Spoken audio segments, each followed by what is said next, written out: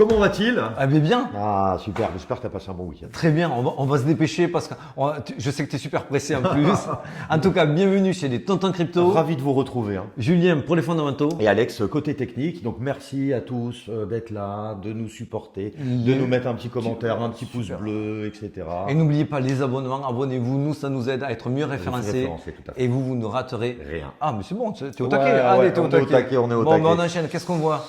Alors, c'est petit rebond, c'est maintenant, c'est pas maintenant. Bon, en effet. Hein. On a des bonnes nouvelles, Grayscale qui fait planer encore une menace avec le à fait. gouvernement US, on va aller très rapidement là-dessus, et un joli rebond. Attention à ne pas non plus crier victoire trop vite. Exactement. Alors très rapidement aussi, cryptopépite.com, on vous met le lien en description. C'est un jeune très motivé qui a vraiment fait un gros travail, il a créé un site, il prend une référence, il n'y a rien à vendre, vous connaissez la maison chez les tontons, il n'y a rien à vendre, mais il prend notamment pour les débutants toutes nos vidéos, il les enregistre, il met plein de tutos, d'explications. Du fondamental, des pépites, etc. Donc voilà, on voulait vraiment te saluer, bravo à toi. Et jetez-y un coup d'œil, il n'y a rien à vendre, je vous le redis, c'est très sympa à lui, donc on lui renvoie l'ascenseur. Allez, c'est parti? Allez, c'est parti.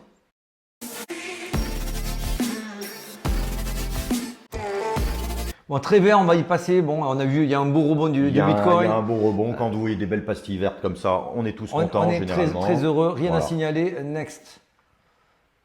Alors, c'est pareil sur les actus, il n'y avait rien de foufou. C'est pour ça qu'on s'est focalisé sur notre ami Grayscale. Grayscale, Alors, exactement. Grayscale, on va vous la refaire très court. Vous avez compris ce qui s'était passé, mais pour que ce soit bien visuel, on vous le remontre. Vas-y, explique-nous. Voilà, rapidement, vous voyez, il y a l'équilibre, hein, la ligne des zéros. On voit les outflows, ce qui est en dessous, c'est le gris. Donc, c'est Grayscale qui s'est délesté de ses GBTC, de ses BTC. Et au-dessus, vous voyez ceux qui en ont acheté. Donc, on va voir tous ceux qui étaient, qui ont eu leur ETF accepté. Exact. BlackRock, etc., Fidelity et autres. Donc, Donc on voit quand même un certain équilibre. Un quand certain même, équilibre, tout de même. mais est-ce qu'on a peur que ça s'amplifie ou pas? Alors JP Morgan, qu'est-ce qu'il nous dit? Alors JP Morgan, lui, il dit normalement c'est fini. Avec Grayscale, on n'aura plus normalement de pression vendeuse. C'est ce qu'il dit. Attention, ne jamais écouter des gens. Aucun son de cloche en tout Voilà, cas. exactement. Donc en tout cas, on sait que cette grosse partie qui était sous l'eau dès qu'il y a eu le passage de Trust en ETF, ils ont pu sortir leur GBTC et les vendre en BTC. Donc ils ont pu se délester, se libérer enfin et avec une certaine plus-value pour beaucoup. JP Morgan nous dit c'est bon, le gros de l'orage est passé. En revanche, ce qui est moins sympathique, c'est de voir que Digital Currency Group, eux, possèdent encore pas mal, voire beaucoup de jetons qu'ils ont rachetés à 25 000 $.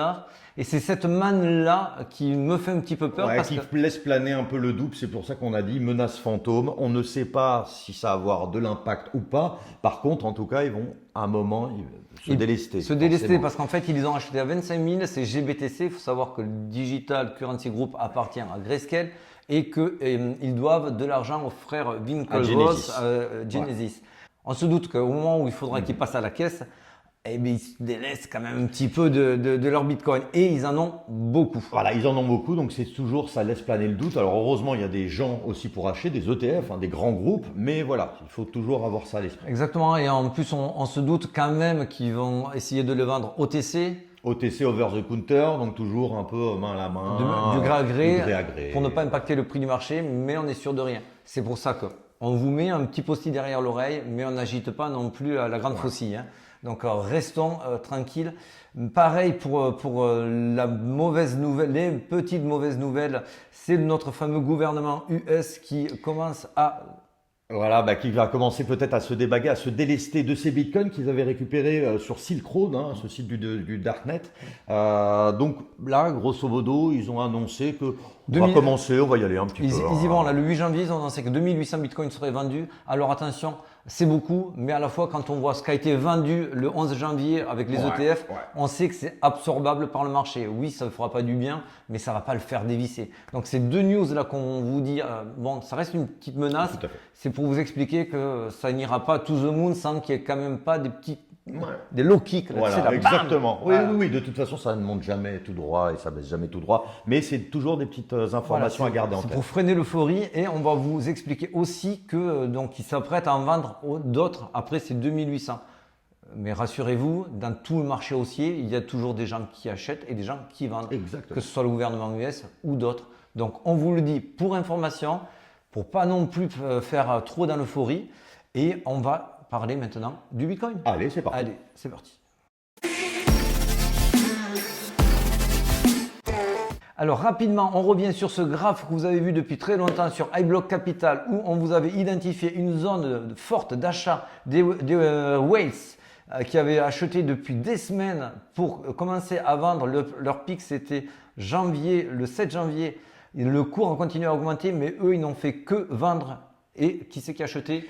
C'est nous, enfin les retail, on va c'était dire, les les petits poissons. Et les deux gros nœuds, les deux grosses zones pour eux qui allaient être défendues et pour nous identifiées en tant que telles, étaient la zone autour des 39 000 et des 38 000. Ces deux zones-là, ça rebondit. Ça rebondit, d'où le titre du fameux rebond. Non, ça a bien rebondi. Hein. Et c'est très positif. Ce qui est aussi très positif, et on passera très vite après ce graphique-là, on ne tient pas compte de la dernière bougie qui est toujours un problème de refresh chez iBlock Capital. Chez iBlock Capital. Ouais. Mais on voit, si on enlève cette dernière bougie, que le retail commence à vendre et que ça se stabilise sur les weights. Alors attention, on est en 1 heure, on aimerait voir que cette tendance se propage sur du 4 heures ou du daily. Et quand on verra ça en 4 heures ou daily, on pourra se dire, ça y est, il recommence un cycle d'achat pour pouvoir revendre un petit peu plus haut au retail. Exactement. Tu me suis là? Ouais, exactement, c'est très clair. Hein. Allez, on passe de suite à la deuxième point positif. Alors, deuxième point positif, exactement, les overnight reverse repo. Donc, comme vous savez, on vous le dit à chaque fois, c'est le coffre-fort des États-Unis. Ce qu'on veut voir, c'est l'argent qui sort de ce coffre-fort pour aller dans les risk-on comme le Bitcoin et autres, hein, les stocks et autres.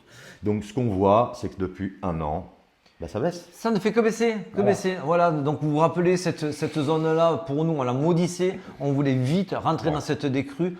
On y est. Alors, ça ne veut pas dire forcément que ça va dans les risk-on. Il faut toujours voir de notre côté si également ça arrive dans les risk-on. Et quand on va regarder notre ami Tether, on se rend compte que l'argent qui sort du coffre-fort, il y en a une partie qui va dans le risk-on des cryptos. Exactement, parce qu'on voit qu'il y a on imprime, donc il y a de la demande sur Tether. Et c'est pour ça que vous pouvez voir Tether Market Cap qui continue de monter. Et on n'était pas très serein il y a quelques jours. Exactement. Parce qu'on voyait un tassement.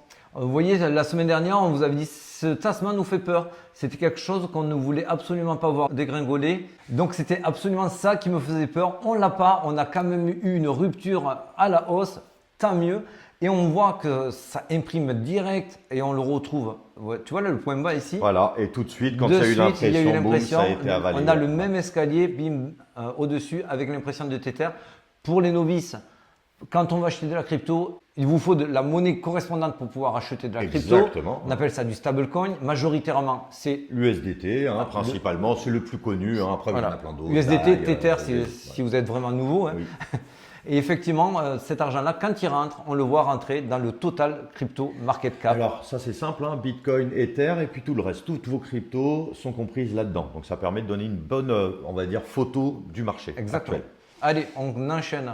Ça, c'est mon petit cadeau de la semaine. Ah, mais ça, je ne connaissais pas, tiens. Alors là, on parle du Bitcoin. En haut, on est en mensuel et en bas, c'est le indicateur Change MO. Alors qu'est-ce que... Tu ne sais pas ça, hein? Ah non, je ne connais pas. Si, je viens de parler un peu avant quand même. Alors le Change MO est un indicateur de momentum. C'est un oscillateur entre moins 100 et 100. Et lui, en comparaison au RSI, il sera plus nerveux et il va nous montrer des zones d'accélération. Il sera plus réactif que le RSI, puisque lui, il prend la moyenne des prix, même les prix court terme, contrairement au RSI où c'est des moyennes. D'accord. Donc là, on est vraiment sur quelque chose de plus instinctif, de plus… Pur. Oui, mais bravo. Mais c'est un momentum qui est dit pur. Et il nous plaît surtout sur les grosses time frames, sur les grosses unités de temps. Oui, alors voilà, pourquoi on vous le mettait là en avant, c'était juste pour montrer qu'il y a des fois des événements importants, notamment des retournements de marché, et on voit qu'il les indique plutôt bien. Les zones de surachat, on voit que ça monte de manière importante, et inversement, quand on commence à être dans les moins 70, c'est assez potentiellement proche du bottom. Et c'est pour ça qu'on est très attaché à celui-ci, comme le PMO qu'on avait déjà montré au préalable, qui nous donne vraiment des très bons indicateurs, des très bonnes indications pour savoir quand le marché est susceptible de se retourner.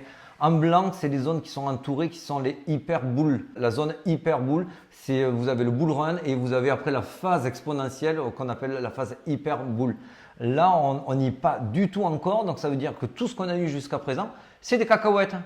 C'est bien. C'est bien. Bah, tant mieux, hein, tant c'est mieux. bien. Donc c'est toujours aussi pour dire, pour tous ceux qui sont holders, pour tous ces gens-là, ça c'est des indicateurs que moi personnellement j'affectionne parce que ça nous permet de nous donner vraiment des moments clés qui peuvent être à considérer. Et de ne pas paniquer avant tant qu'on n'est pas dans ces zones de surachat ou de Exactement. survente.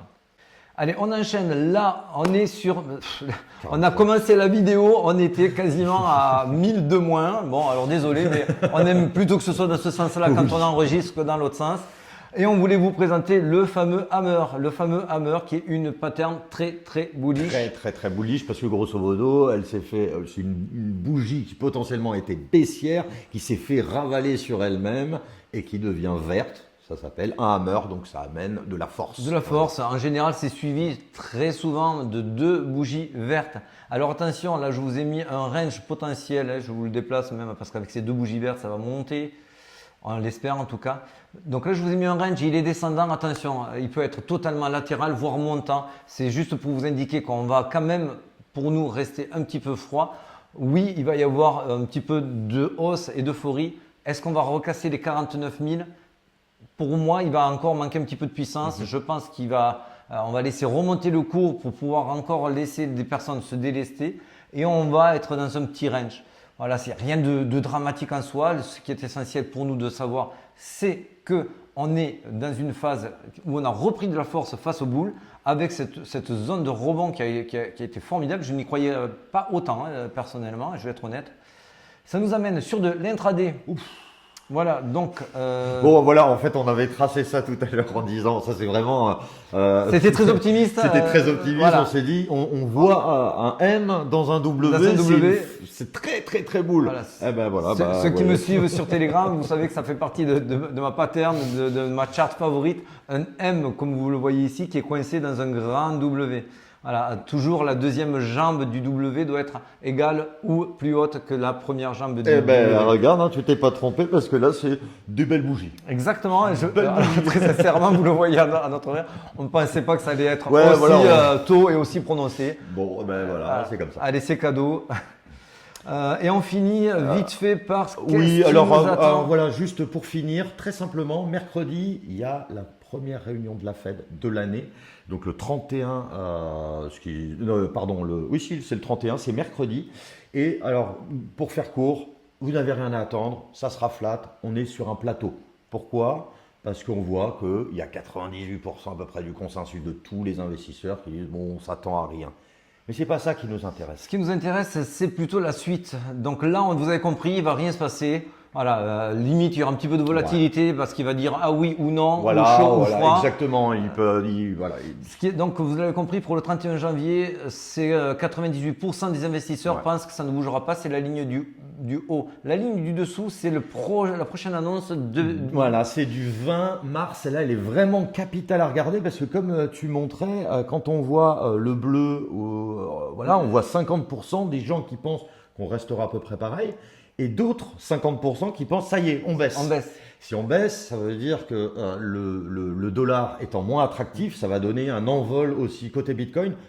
Et comme par hasard, le halving arrivant en avril, forcément. Ça peut avoir du sens, cette embellie. Voilà, ça peut avoir du sens. Donc, on regarde toujours bien ça. On regarde surtout en mars comment vont se passer au niveau des taux. Et puis, c'est tout. En mars, il y aura forcément des choses qui vont se passer parce qu'il ne peut pas y avoir 50% des investisseurs qui sont à côté et les autres qui sont dans le vrai. Dans tous les cas, ça va faire des gros mouvements. On aura un bon coup à jouer et en tout cas, vous pouvez compter sur nous pour jouer ce bon coup. Allez. Mais on y va le maintenant. Allez, sur ce.